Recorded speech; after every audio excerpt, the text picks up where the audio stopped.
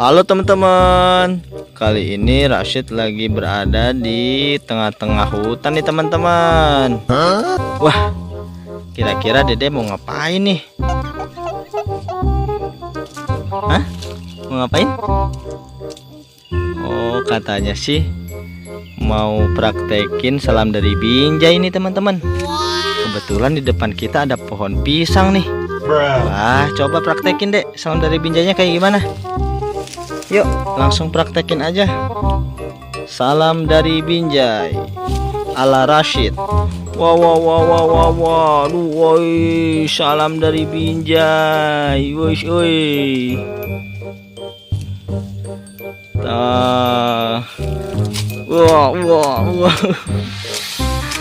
Waduh, ada-ada aja nih teman-teman.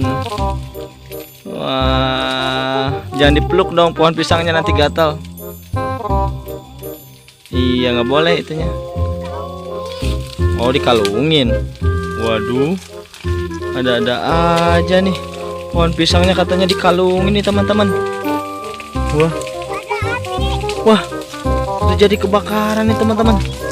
Waduh, gimana deh? Ayo kita pulang aja. Takut nih. Hah? Ada kebakaran. Ayo kemana?